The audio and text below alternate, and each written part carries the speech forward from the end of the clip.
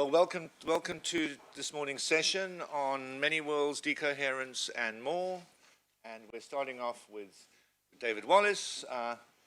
He's our introduction to this audience, and David will talk for about 40 minutes, then we'll have 20 minutes for discussion. This particular session lasts an hour, and you're going to tell us why the sky is blue. I'm not going to tell you why the sky is blue. You're supposed to know that if you've reached this stage in your physics education.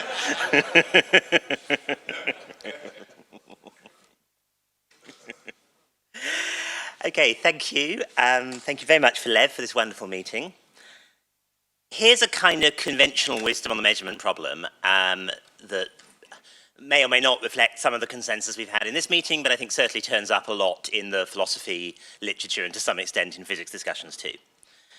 So firstly, and this has largely not been challenged in this audience, while there are kind of anti-realist readings of quantum mechanics, we should be rejecting those on general philosophy of science grounds. We're interested in trying to understand what the world is like according to quantum mechanics and not just have some kind of calculus of operations. So I'll take that largely as read in this in this lecture, although I'm not particularly going to explore it. Secondly, more importantly, there are three basic classes of realist solution to the measurement problem: hidden variable strategies, dynamical-collapse strategies, and the Everett interpretation. This conference has an unusually high presence of retrocausal moves, add retrocausality if people want as well, and they're all empirically equivalent. So for instance, just here's Dennis Dietz fairly recently. The different interpretations of quantum mechanics that we've sketched can be taken to be empirically equivalent in a strong sense. No future macroscopic observations can be expected to distinguish between them.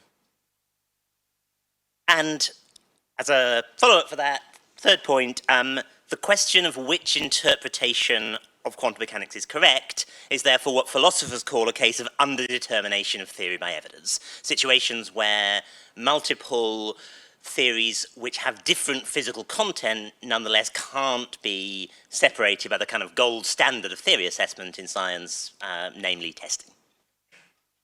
So again, here's recent paper on this line is by Matthias Egg in philosophy. The choice between different quantum ontologies is underdetermined by the scientific evidence. Underdetermination occurs between the different responses to the measurement problem. These are sometimes called different interpretations of quantum mechanics, but it's more appropriate to view them as predictively equivalent rival theories, which makes this an instance of the well-known problem of underdetermination by theory, of theory by evidence. Now, I think this is a mistaken way to think about the measurement problem debate, and to illustrate why, let me sort of say briefly what philosophers want to respond, and how physicists want to respond, and why I think those responses are taking us in the wrong kind of direction. So here's what philosophers have tended to include. So firstly, and this is a philosophy of science observation as much as a measurement problem observation, if this is the right way to think about the measurement problem, then underdetermination is real. So in the philosophy of science literature, underdetermination of theory by evidence is often seen as a problem for scientific realism, as in, if scientific realism very crudely says believe your best theories, then if you have multiple empirically equivalent theories, which ones are you going to believe? One of the standard responses realists have made to that is to deny the existence of underdetermination, except in sort of Baroque special cases, to deny the existence of scientifically realistic underdetermination. And if this line on the measurement problem is right, then the measurement problem is a counterexample. It's a realistic, scientific example of underdetermination. And indeed, the measurement problem repeatedly comes up in the mainstream philosophy of science literature as the go-to example of underdetermination. Here's Craig Callender, showing how this goes. We face the realist's nightmare. Many philosophers suspected the threat of underdetermination is artificial, confined to excessive flights of imagination and not genuinely scientific theories. However, these three programs, Bohm, Everett, GOW, are neither philosopher's toys nor notational variants and are clearly scientific in letter and spirit. Quantum underdetermination is the real deal. Okay, secondly, and this is perhaps closer to themes that have come up in this conference, the debate about the measurement problem, about which interpretation to support, rests on comparisons of extra empirical virtues. So we look at things like what's simpler, what's most fruitful, what has the greatest explanatory power. I won't read Akuna's quote, actually, just on time grounds. But you see this very much in the way we've talked about the measurement problem in this conference. So we think, like, how do we choose between these interpretations? Well, what do they say about probability? We can't justify interpreting Everettian mod squared amplitudes as probabilities. No, we can justify it better. We understand probability better if we accept the Everett interpretation. You should reject the Bohm theory because the Bohm particles are epiphenomenal. The whole Bohm framework is just Everett in denial. No, phenomena supervene on the Bohm particles. Many worlds is a wildly extravagant ontology. We should throw it out on Occam's razor grounds. Well, no, Occam's razor is a simplicity principle, and the many worlds theory is simple. Many worlds is unitary. We have no evidence for non-unitary dynamics. It's inelegant, empirically unjustified to add a collapse rule to quantum mechanics. No, we need collapse to understand why we get definite outcomes. And so on, and so on, and so on. And there's a broader point, which again I'll not dwell on much for this audience, but it's worth flagging. Insofar as this is the right take, then the third philosopher's response is to think, well, the question of the right interpretation of quantum mechanics is continuous with other forms of underdetermination that we see closer to the core of mainstream metaphysics. So the kind of methodology metaphysicians bring to the game in trying to resolve their forms of underdetermination is continuous with the kind of underdetermination that you find from resolving the measurement problem. These are philosophers' responses to underdetermination. There's another slightly faster response that I think you get, perhaps not from physicists at this conference, but to a lot of physicists confronted with this underdetermination way of thinking about the measurement problem. Shut up and calculate.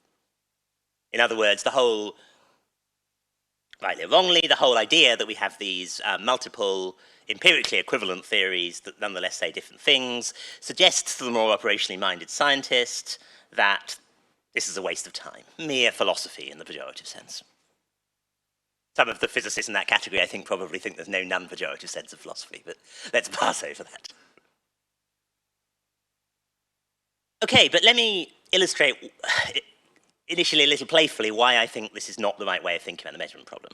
So I presented that we had, as our choice, underdetermination choices, Bohm and GW and Everett, and by all means let's add a retrocausal fourth choice, and that we were going to weigh these up according to their various extra-empirical virtues and vice. But here's a candidate we forgot about. Why not classical mechanics as our solution to the measurement problem? It doesn't have action to distance. Ontology is separable. It's got a nice primitive ontology. There's a clear path from theory to observation in classical mechanics. It's highly intuitive, and it's not ontologically profligate. So on any reasonable assessment of the extra-empirical virtues, classical mechanics comes out really well. Why then don't we say classical mechanics solves the measurement problem? And the answer, I assume, is pretty obvious. It lacks a rather important empirical virtue. It doesn't actually reproduce the phenomena of quantum mechanics. And so we might reasonably say, well, look, that obviously is a requirement for a solution to the measurement problem. It's got to be able to reproduce the key distinctively quantum features of quantum mechanics. It's got to reproduce the superpositions, it's got to reproduce the entanglements, it's got to reproduce the Bell inequality violations, all the kind of quantum mechanical good stuff that's the sort of core focus of a meeting like this. But I think that understates the requirement on a solution to the measurement problem. Not just good enough to reproduce these distinctively quantum mechanical features of our best theories, we need to reproduce the lot. What we actually need from a solution to the measurement problem is a way to understand or replace the quantum mechanics we use to do all the predictive work we have in physics. Quantum mechanics makes abstractly statable predictions about Bell inequality violations, about entanglement, but it makes millions more predictions too. We use quantum mechanics. I mean, this is like an extremely short list, sub-list, but we use quantum mechanics to explain superconductivity and the BCS underpinnings of superconductivity in certain sorts of superconductors. We use quantum mechanics to calculate atomic spectra. We use quantum mechanics to calculate nuclear reaction rates. I mean, approximately and fuzzily, and that one's hard work, but we do it. We use it to calculate QED scattering coefficients. We use it to calculate the magnetic moment of the electron to 10 or however many decimal places we've got to these days. We use it to understand electroweak symmetry breaking. We use it to explore the Higgs mechanism. We use it in early universe cosmology, and on and on and on and on and on. The reason we take quantum mechanics seriously as a scientific theory is barely touched upon by the distinctively quantum mechanical phenomena. to actually have a satisfactory understanding of quantum mechanics requires us to understand that theory, or replace that theory with some alternative. So it's crucially necessary that a solution to the measurement problem is, or at any rate aspires to be, a complete account of how quantum theory works in all of quantum theory's domains.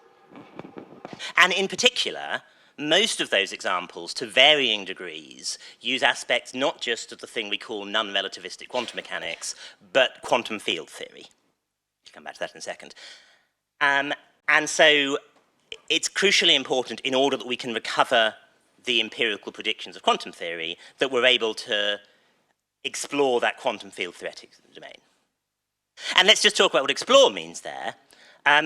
Because of the way a solution to the measurement problem works, it's necessary that when we're saying such and such solution to the measurement problem explains such and such experiment, we need to reproduce the measurement process itself inside our physics, at least in outline, up to the macroscopic scales that let us check. If you don't believe me, believe Tim. This is from Tim's very nice recent book. A precisely defined physical theory would never use terms like observation, measurement, system, or apparatus in its fundamental postulates. It would instead say precisely what exists and how it behaves. If this description is correct, then the theory will account for the outcomes of all experiments, since experiments contain existing things that behave somehow. Applying such a physical theory to a laboratory situation would never require one to divide the laboratory up into system and apparatus, or to make a judgment about whether an interaction should count as a measurement. Rather, the theory would postulate a physical description of the laboratory and use the dynamics to predict what the apparatus will or might do. These predictions can then be compared to the data recorded. And that seems right. I mean, it's not... I stress this because it's not a general requirement of our understanding of physical theories that they model the process by which they're measured. If you think about Newtonian mechanics, we don't model the telescope internal to Newtonian gravitational mechanics.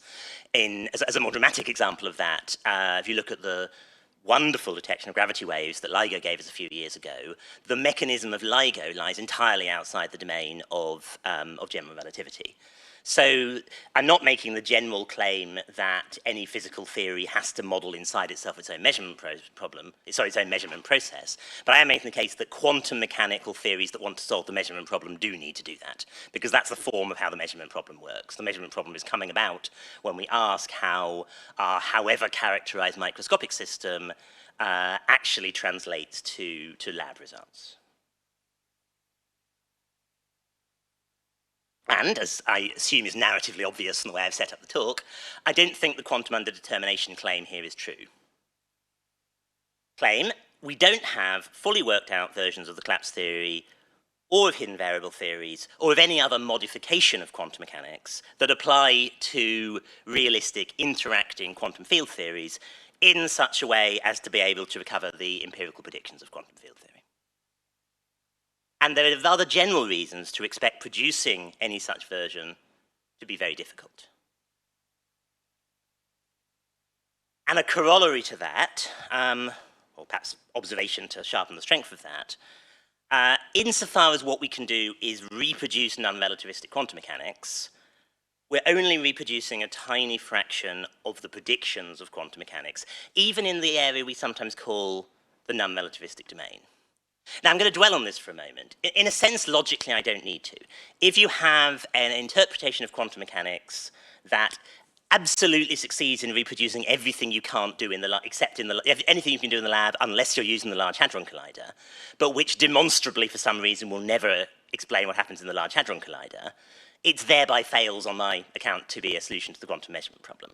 The go-to move to resolve underdetermination is to look to greater empirical context. It wouldn't really be enough to say, well, there's underdetermination as long as we restrict our attention to non-relativistic quantum mechanics. I mean, by analogy, there's underdetermination between go back to my earlier example, between classical mechanics and quantum mechanics, provided we restrict our attention to the non-quantum domain. There's underdetermination between Newtonian gravity and general relativity, provided we confine our attention to the Newtonian domain. A normal standard way we resolve underdetermination is we look to larger contexts.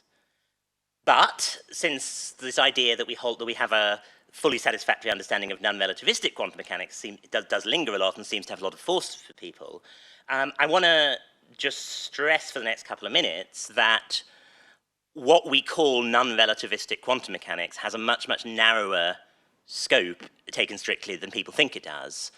And in particular, non-relativistic quantum mechanics, if what we mean by that is the non-relativistic Schrödinger equation and the other good stuff you learn in a first quantum course, that theory doesn't even faintly reproduce what we think of as non-relativistic phenomenology, where what we mean by that is stuff isn't moving at relativistic speeds. And this, of course, is the context of the title of my talk. The sky is blue. The color of the sky is a basic prediction of contemporary physics. Why is the sky blue? The sky is blue because of Rayleigh scattering. Light scattering off small objects is preferentially reflected towards the blue end of the spectrum. Therefore, air is blue. Therefore, the sky is blue. But of course, that explanation is electromagnetic. It relies on not just on some description of the molecules of the air, but on the interaction between the air and the electromagnetic field. So it lies outside the domain of non-relativistic quantum mechanics, understood as the Schrödinger equation for massive particles and all that good stuff. In outline, it's not quantum mechanical. The original calculations and ideas of Rayleigh scattering just involve hard spheres. But the molecules of the atmosphere are not hard spheres. If you want to understand qualitatively why the sky is blue, classical physics will do it for you. But if you want to know how blue it is, you need the quantitative quantum mechanical coupling of radiation to matter. It's not especially hard to do that. We have a perfectly good quantum electrodynamic description of Rayleigh scattering, and we can use it to quantitatively calculate the color of the sky. But we need quantum electrodynamics. We need QED. It's not something that lies in the descriptive domain of non-relativistic quantum mechanics. Here's another example. The spectra of atoms, one of the standard things you do in a non-relativistic quantum mechanics course, also lies, strictly speaking, outside the descriptive domain of non-relativistic quantum mechanics. It's true that non-relativistic quantum mechanics is the framework we use to calculate the energy levels of the various atoms. But this isn't a picture of energy levels, this is a picture of colors. The additional step that's made in a non-relativistic quantum mechanics textbook to get from solving the Schrödinger equation for, say, the hydrogen atom to pretty pictures like this is E equals h nu. It's the energy frequency relation inside quantum electrodynamics. And again, because undergraduates generally don't get a little panicky if you dump QED on them straight away in their second undergraduate year, what you normally do is you finesse it and you fudge it and you say, well, that's what photons are, and so you can translate from energy levels to colors. But if you want to quantify and model that and understand the method by which we measure the spectra, i.e. by the frequency of emitted light, you need, again, a coupling of the radiation field to the non-relativistic atom. You need QED. This, by the way, is one place why it matters that what we need from the solution of the measurement problem is it needs to model the actual measuring process. If we were doing something like GR and we were just prepared to say what we do in quantum theory is measure the energy of atoms, never mind how, then we could say, well, it suffices in non-relativistic quantum mechanics to calculate the spectrum of hydrogen, and the problem of how we measure it is not our problem. But if we want to solve the measurement problem, that's not a satisfactory answer. We need a modeling, at least an outline, of the actual measurement process. And the measurement process involves photons. It involves QED. And of course, there's a most direct example you can think of. The original equation you write down, the original example you write down for thinking about quantum mechanics is normally the two-slit experiment. The two-slit experiment can be performed with electrons with great care and delicacy. It can be performed with neutrons in a setup that does not look much like this, with great care, somewhat less care and delicacy, but quite a lot. But its standard go-to starting point explanation involves photons. And of course, photons are not non-relativistic. I mean, this is, as a quick aside, this is something you notice when you go back to your initial quantum mechanical courses. The first chapter of your first textbook on quantum mechanics will probably talk extensively about light. because the photoelectric effect, the two-slit experiment, Planck's discovery of the ultraviolet catastrophe, these are absolutely key historical episodes in the development of quantum mechanics. They'll be in the first chapter, which you'll read maybe in your second undergraduate year of the course. Then you'll move on to the second chapter, and you won't see the photon again for 3 years, because QED is too technically complicated to teach to undergraduates. But we're not undergraduates. Dispensation for unusually smart undergraduates in the audience. You'll learn QED soon, or maybe you already have, but the level at which we're doing foundations of physics is not bound by what the level of physics we get to as an undergraduate course is. The actual physics of the non-relativistic world is an intimate mixing of the physics of the quantized electromagnetic field and the physics of matter. And the fact that we break it up and non-relativistic quantum mechanics becomes broken up as a separate discipline and done earlier is just a matter of pedagogy. And much more partial than it looks, given actually fragments of QED are kind of glued in all over the place in order to actually get out things like spectra. Okay, so that's my sort of illustration that if all we could do is get non-relativistic quantum mechanics in the textbook sense, we'd be missing a huge amount even of what we call non-relativistic phenomena, let alone all the panoplies of astrophysics and cosmology and particle physics and so forth. But why am I saying that we don't have and have a problem in having a extension of our various modificatory strategies from the non-relativistic domain to quantum field theory? Now, I could spend a long time talking about this, but I want to give an outline version. So here's the shape of it. The standard moves we make to modify non-relativistic quantum mechanics generally rely, and this is a large literature and there are lots of special cases, but as a general starting point, they generally rely on the fact that the position observable has a very special dual status in non-relativistic quantum mechanics. So firstly, position is microphysically central. If you write down the microphysical structure of non-relativistic quantum mechanics, you probably formulate it in the first instance using position. I mean, at the elementary level, if you're doing non-relativistic quantum mechanics, particularly in the older style of textbooks, you plausibly meet the Schrödinger equation and the wave function, notice the term, in its guise as a complex field on configuration space, prior to meeting its more abstract Hamiltonian and Hilbert space representation. In a more advanced text, you might meet a more abstracted description in which the position base is one basis among many, but it's still the case there that the theory is specified by some preferential microdynamical role for certain observables, and position is king of the heap. You know, position in this guise becomes a generator of Galilei boosts. It becomes canonically conjugate to the generator of spatial translations. It's playing a fundamental role in the way the theory is basically formulated. But the second special thing about position is that, notwithstanding this, the position observable is directly and simply related to the macrophysical world. The typical sort of moves we make in, quote, orthodox quantum mechanics to get macro predictions from the theory involve center of mass degrees of freedom. They involve coarse graining over positions. The route by which we go from the quantum formalism to a prediction about what the probability distribution is of observable stuff is very clean and simple and fast and direct. So we have one observable which at the same time plays a microphysically privileged role and is directly related to the observational content of the theory. And so, off the back of that, we can then see how to hook hidden variables or dynamical collapse rules onto the theory in a way that satisfies both the requirements that our modifications of the theory are specified in terms of the microphysical fundamental features of the theory, and that our modifications link up in a fairly clean and direct way to what we actually want to get out of the modifications, viz. Macroscopic definiteness. So Bohmian particles are associated with theory so as to give positions to the particles, and they're hooked up mathematically to the position basis.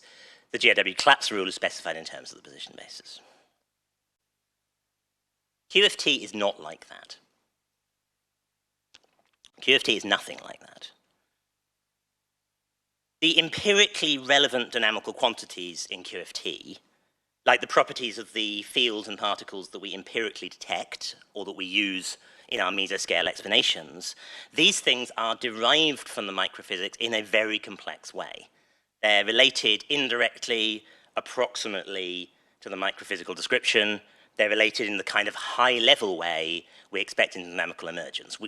In finding them, we discover certain dynamically emergent features of the lower-level theory and then study their higher-level dynamics. The microphysically central dynamical quantities in the theory, which depending how you think about the theory, you might think of something like the bare fields put in at the baseline of the theory, or its bare particles if you build it in a particle kind of way. Those objects bear no simple, direct, transparent relation to observation. So the problem in building a relativistic, or more generally quantum field theoretic, modification of the quantum formalism is that if we want to satisfy the dictum that our theory is supposed to be, as Bell required of us, sharply specified in a precise way using the microphysical ingredients of the theory, then we don't end up specifying something which is related in the appropriately clean and simple and direct way to the macrophysical world around us. I mean, to illustrate with the primitive ontology concept that's been discussed a few times at this conference, although the objection goes beyond that, the primitive ontology has kind of two obligations placed on it. Firstly, it's supposed to be stated in a sharp microphysical way and plugged directly into the sort of fundamental structure of the theory. And secondly, it's supposed to be related in a very direct way to what we actually see around us. We can do that in non-relativistic quantum mechanics because we can associate the primitive ontology to the positions of particles in some sense.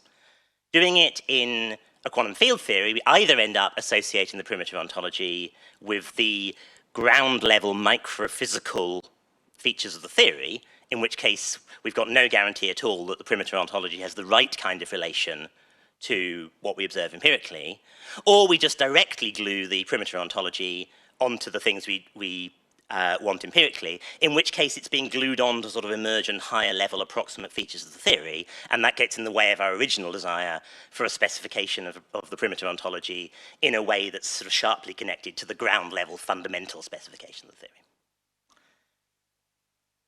Let me illustrate that with a few examples. I mean, I kind of think if you study modern quantum field theory, this kind of thing hits you all the time, but I just want to give a few illustrative examples of it.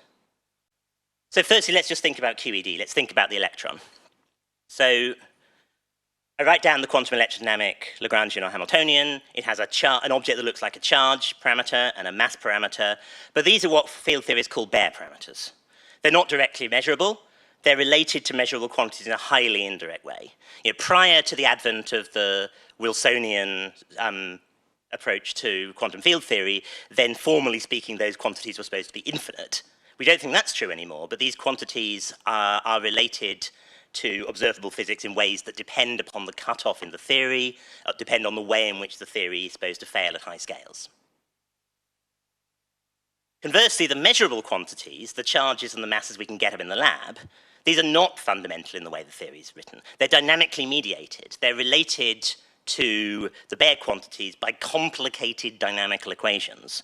And the actual values they have are energy level dependent. So we can't really, in quantum field theory or in quantum electrodynamics, talk about the charge of the electron or the fine structure constant. If you ask me, what's the charge of the electron, I'm going to say to you, what energy would you like to be working at, please? Before I tell you the answer to that question, I'm going to need to know how energetic the processes are in which you want to study it. If you want to study it at room temperature, then the fine structure constant is going to be 1 over 137. If you want to study it at electroweak symmetry breaking energies, it's going to be around, I think, about 1 over 128 or something. The numbers will move materially. Even the notion of a particle. There are good reasons, I think, to think that formulating quantum electrodynamics in terms of particles at all at the bare level just misdescribes the theory. But if we just do it anyway, then what we'll find is the bare particles, if you like, the ingredients you put into the theory at the fundamental level to specify it, those are not the particles we see in the lab. They're related to it in complicated ways. The particles we see in the lab are complicated superpositions of bare particle states involving different numbers of particles. Okay, that's QED, and QED is the kind of easy case. QED is not the simplest quantum field theory you can write down, but the simplest quantum field theory that's relevant in relativistic physics. Let's talk about quarks and protons. So there's no non-arbitrary way of defining even the detectable mass of a quark. The normal convention you use if you want to write down a number and say that is the mass of a particle in quantum field theory is you say I'm talking about what its mass is in asymptotic scattering contexts. In the limiting case, as the scattered particle is receding from the place in which you scatter it. In that context, there's at least a convention you can write down and say, well, that's what I mean when I refer to the mass of the electron. But you can't scatter quarks because quantum chromodynamics is not asymptotically free in the infrared because it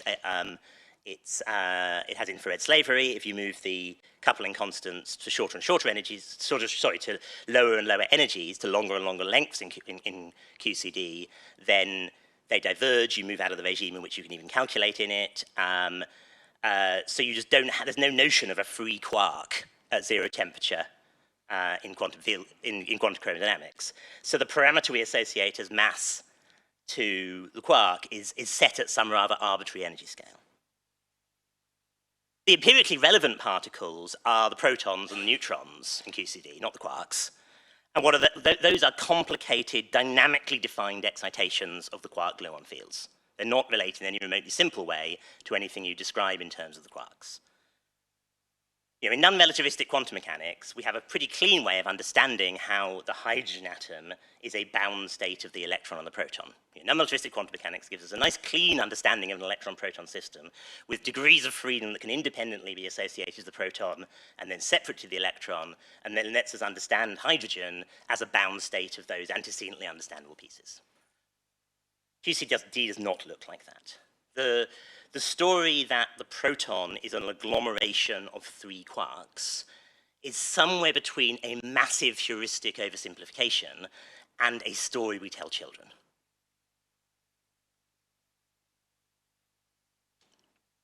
Third example. The spontaneous breaking of symmetry is one of the central mechanics in quantum field theory. The classic go-to exact case is the spontaneous breaking of electroweak symmetry by the Higgs field. In the presence of spontaneously broken symmetries, what we call the vacuum is a hideous, complicated mess, which is massively and highly excited relative to any bare degrees of freedom we write down in the theory. And the empirically relevant particles in the theory are determined by the modes of excitation of the vacuum, which again is highly dynamically mediated and depends on how hot the system is. You have temperature dependent of the mass of the particles, for instance. And all of this is a special case of the general way we tend to think about modern field theory, which gets called effective field theory, which builds in, and has done for the 40-odd years since we kind of got to what we think of as a physical and not just mathematical understanding of renormalization. It builds in the idea that the low energy degrees of freedom in a quantum field theory are largely independent from what the unknown high energy physics is. The standard idea here in modern quantum field theory is our theory has a finite domain of applicability. At short and sufficiently high energy, sufficiently short distance scales, it stops working. Something else takes over. We don't know what the something else is at all, but we can build our ignorance of that. We can parameterize our ignorance of that so that all it does to the emergent higher level degrees of freedom is change the numerical value of some of the parameters, which we only in any case get from experiment. And that means the entire structure of modern quantum field theory is really badly suited to a philosophy of physics or a theory construction method that relies on us having a nice, sharp, precisely stated fundamental ontology for the theory. If your strategy for thinking about modifying a theory is to think, well, I'll start by seeing what does the theory say the world is exactly like at the most fundamental level. Modern quantum field theory is just systematically not in the business of saying what the world is like at the most fundamental level. That's not how the theory is built. It's not what the theory is for.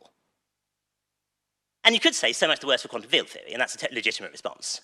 But notice that doesn't get you around the fact that you can't reproduce its empirical predictions. You know, it's legitimate to say modern quantum field theory is utterly unsatisfactory and should be torn down and rebuilt on a new foundation.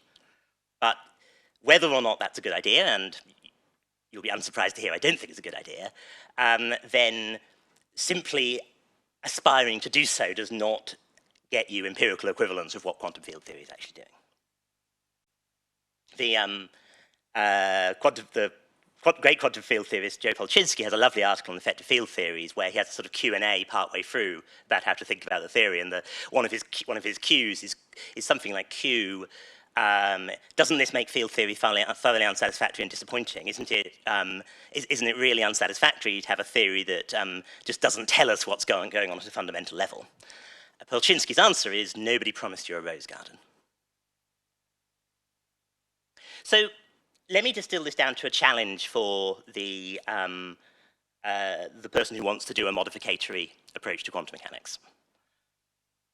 And my study point for the challenge here is that what people have in mind when they say we want to modify quantum mechanics, I take it, it's not that we're supposed to carry on doing unmodified quantum mechanics and then at the end have a verbal gloss saying, and all of this can be understood in our preferred theory. We want an actual theory which is going to be better and more cleanly defined than the ugly mess that supposedly is modern quantum mechanics, and which is going to, and which ideally is how we should have been doing things all along. So that's right. The challenge is something like this: pick an empirical prediction of quantum field theory, or ideally a representative spread of them, and reproduce them. Actually, reproduce them in the preferred modificatory theory, and that means, in particular, reproduce at least an outline of what the measurement process looks like, and work to at least this is technical, but work to at least one loop order so that the various features of renormalization theory have to be met squarely in your description and not just sort of brushed away in a first order approximation. Or, alternatively, and I think this is probably equivalent, and we talk about the questions that people like, work out how you derive the non-relativistic quantum mechanics sector from your quantum field theory inside your preferred modificatory theory.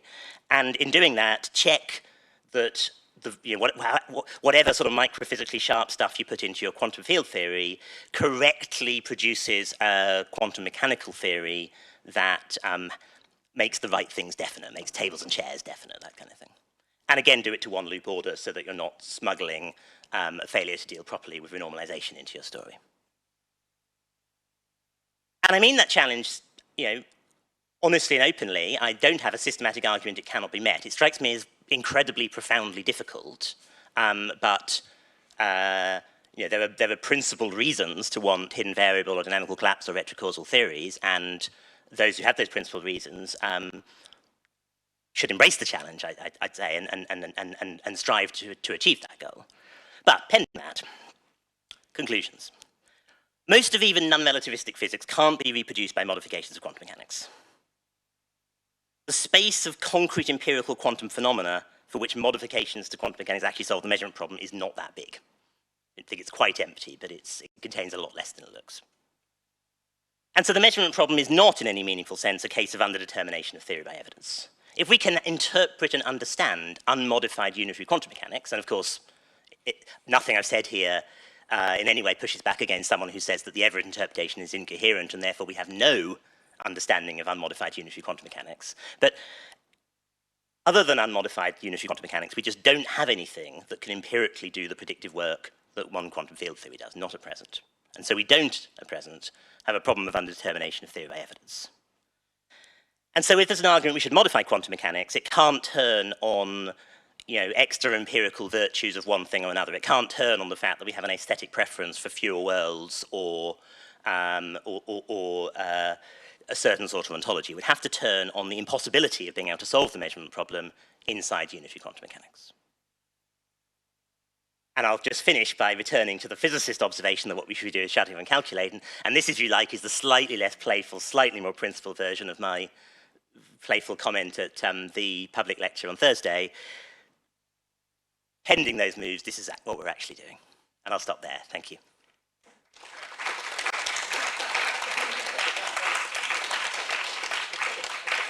Okay, so I was trying to follow this, and as near as I can tell, the conclusion at the end that you've put up here It's the epilogue or the conclusion. Almost nothing of of all this stuff about quantum field theory and scattering and blue skies and blah, blah, blah. It follows from a rhetorical move that you made actually a pair of them. If you go back a few slides, you said somewhere, you said, wait, no, forward. The structure, no, the back, the structure of modern quantum field theory is badly suited to a philosophy of physics or a theory construction method that relies on precisely stated fundamental ontology. That claim would be true. I take it the Everettians think they have a precisely stated fundamental ontology. Now, if you want to say at the end of the day... No, I don't claim that. Not that. Everett is not that. Okay, then we're in an entirely different situation, right? I mean, this is a much deeper misunderstanding of decades of discussions.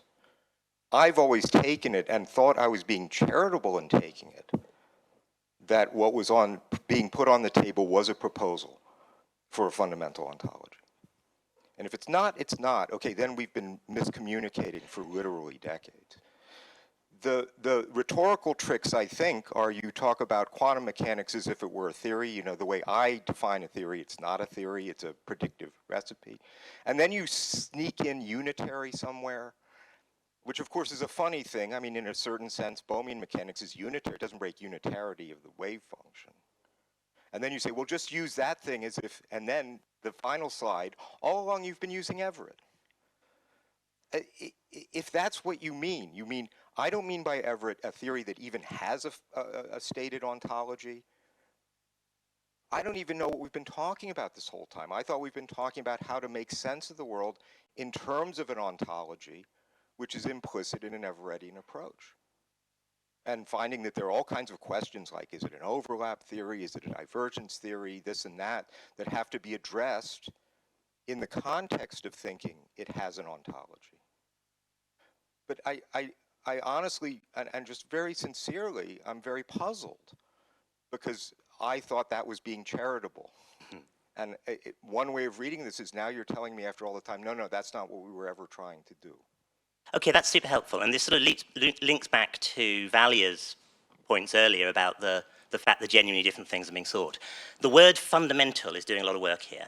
I don't want a fundamental ontology from Everett because I don't think we have a fundamental theory. And the only thing that I could have a fundamental ontology for is a fundamental theory. What I actually have in quantum mechanics is a panoply of overlapping theories of various domains of applicability, and I want to describe and understand those theories. There's a measurement problem in non-relativistic quantum mechanics, and a measurement problem in quantum electrodynamics, and a measurement problem in the electroweak sector of the Standard Model, and as and when we have it, a measurement problem in a full quantum theory of gravity.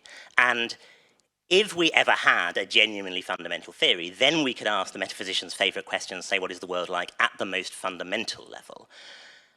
I think that's not a sensible goal for a scientific realist even, pending a situation in which we have a genuinely fundamental theory. I think we need a way of understanding what we mean by ontology and theoretical content that works for avowedly non-fundamental theories. So let's say, not what is the world like at the most fundamental level, but what is the world like on these scales in these regimes? And I think if we don't have that, and I think you're absolutely right. This is a big difference of goal between well, at least a certain class of dynamical-collapse / hidden variable theories, not necessarily the whole community, but absolutely a philosophically important sub-chunk of it to which I think you belong. The goal of that project absolutely does seem to be to say, okay, let's have a fundamental ontology for my theory understood as a fundamental theory.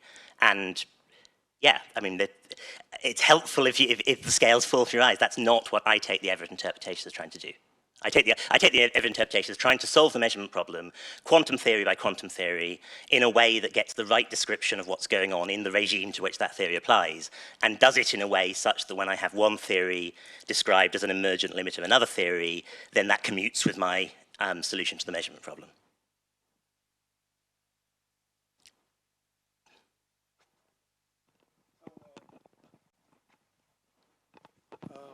Yeah, so I guess I have three issues. One is just to thank I think I'm going to suggest maybe one issue and we'll then join the queue again.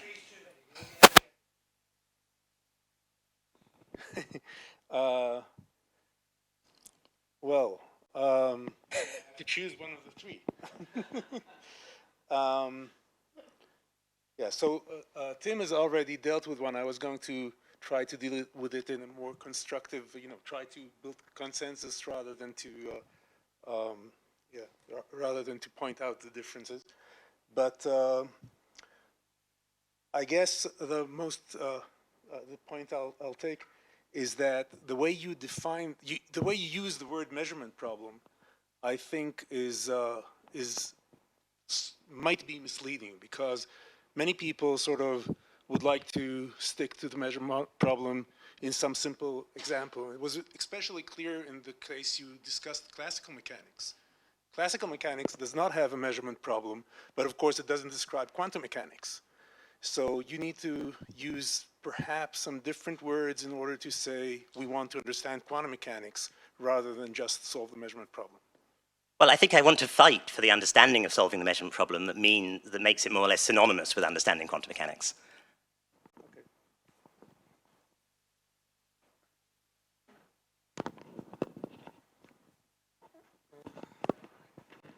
I'll pass it down past people, that's probably quicker.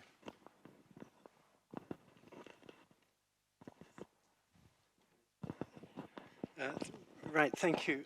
Passing the mic. So Everett, so David, of course, I think we're in complete agreement on this, but I'm trying then to take rather the contrary stance of Bohmian in particular. And it seems to me that one sort of message to take home for the Bohmian is we jolly well had better do something about radiation. In non-relativistic Bohmian mechanics, we'd better find a way to couple radiation to non-relativistic Bohmian mechanics.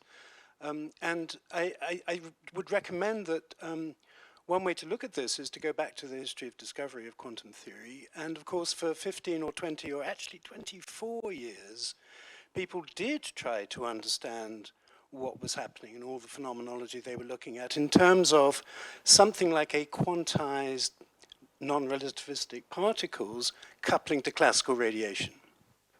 So there's 24 years of extremely interesting work whereby people did all that they could to avoid the apparent implication that Einstein had pointed out in 1905, that actually the radiation field had better be quantized too. Okay, so partly in light of that, I guess now I'm not trying to be a Bohmian pushing back, but sort of now acknowledging the scale of the problem. It really didn't work very well back then, and so forth. And Bohr-Kramer's Slater theory was the ultimate failure of the attempt to resist the idea that the electromagnetic radiation should be quantized. So fine, so the Bohmian now must look to a quantization of the radiation field. And I just want to point out a very important difficulty, I think I first pointed out to Anthony Valentini in pushing back against the proposal he made, namely to use Beables, field configurations as Beables. And he had an argument that said that the field configuration, qua-Beable, would be localized within the wave packet on more conventional quantum mechanics. And I think that just didn't work, and he acknowledged it. But look, I just want to end with this. If you do this route of choosing the field configuration as Beable in the relativistic domain, but you still wish to have the particle configurations as Beables in the non-relativistic domain, the business of going from the one to the other, I think, is entirely unclear. To the point that there is no notion at all whereby in some regime the field Beable somehow clumps up to give you something that looks a bit, if you squint, like a particle configuration.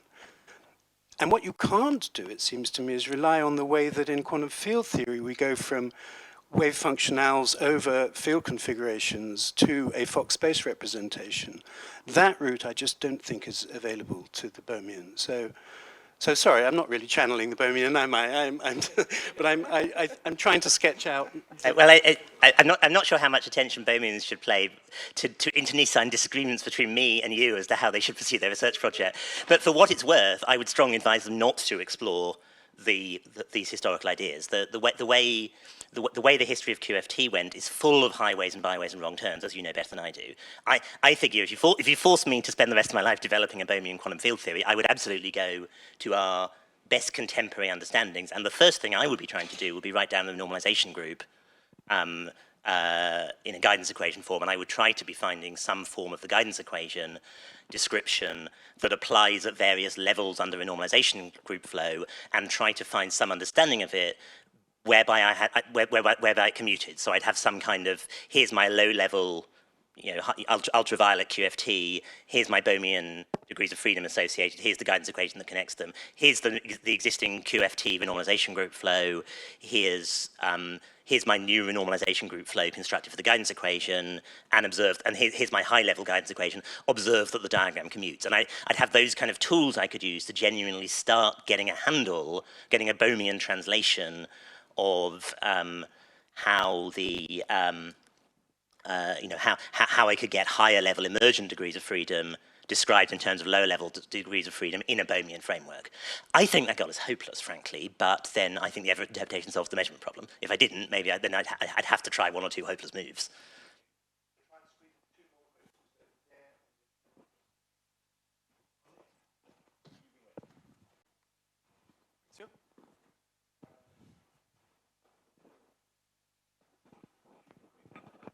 Okay, so thank you. Like Tim on the last slide, it seems to be more of an anti-realist argument than a pro-Everettian. It's a joke, really, but No, not in this slide, actually, already in the previous one, that went more to the details. So the question is, if this is a pro-Everettian argument, then can we say something from the structure of QED about the questions of which version of Everett is more plausible? For example, when we move to Fock space, we seem to extend to more abstract degrees of freedom and use the same structure that we used for space-time degrees of freedoms. And what does it mean about space-time fundamentality, and what does it mean about which Everettian version should we use? Good. Yeah. Okay. So this is the kind of reason why I think we need the right way to understand Everett has to embrace the abstraction of the formalism. And I think trying to understand Everett in terms of some particular observable, for instance, in terms of position superpositions, is going to have just the same kind of problems as I was bringing up for the Bohmians, for the same kind of structural reasons. And the kind of space-time state realism that I voted as a nice way of thinking about it rather than what I think has to be the God-given truth. But a lot of the motivation for that was to ask, what's a way of thinking about ontological structure that sort of embraces the abstract structure of quantum field theory and doesn't commit to particular basis choices? Yeah, so actually, thanks for the talk. It was beautiful. And I have one comment and one question. One comment is that people don't appreciate the fact that experiments in quantum field theory are not really sensitive to a lot of structure of quantum mechanics like entanglements, etc., because they're only looking at scattering amplitudes, which are just amplitude square. So you cannot ask a question about the wave function of the LHC experiment. So there are all these phases that we are interested in, actually, they are not sensitive to them. They're indirectly to some of them, but not all the structure. But it's just a general comment. So quantum field theory is actually great with experiments, but these are very limited type of experiments. I strongly disagree with that, but it would be too long to go through the details. But the second point is the following. I mean, you describe correctly this, what we call effective field theory, and as physicists, we tend to separate the scales and then ask relevant questions at the different scales. So for instance, we will not ask how quantum field theory can solve a black hole information paradox, but it's not capable of doing that, and it's okay for us. But seems to be, so my question is about this, the interpretation. Couldn't it be that the interpretation is an effective question?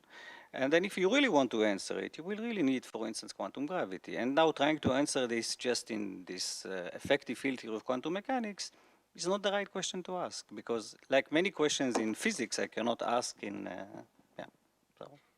Yeah, look, I think if you think the Everett interpretation works fine, then you're going to think that the measurement problem is dissolved, and so you don't feel the need to solve the problem, and that's my position. But sure, absolutely. If you think that the theory needs modifying to solve the measurement problem, then sure, it's a live option to think that the level at which it has to be modified will be in deep physics we don't have yet. That said, I mean, Our leading theory of quantum gravity is unitary and doesn't solve the measurement problem in any new way. And our runner-up for the leading quantum theory of gravity is likewise unitary. And pretty much all the quixotic alternatives I know for quantum gravity tend to be unitary theories. So it doesn't actually seem, while that could be true, we don't have, not none, but not many proposed ways of doing quantum gravity that actually solve the measurement problem en route. I mean, kind of Penrose style collapse of the wave function under superpositions is perhaps the exception I can think of. Okay, thanks. We can continue later.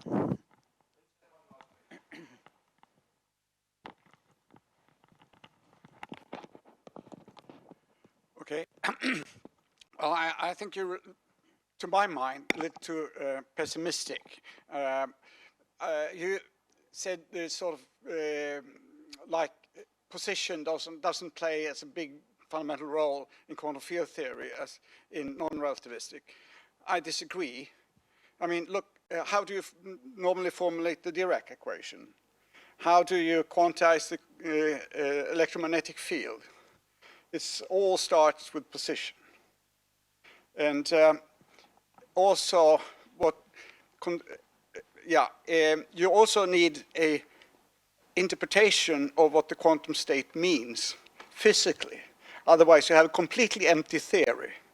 I mean, it's like many people only talk about wave function without saying what it means, which means you have no physics.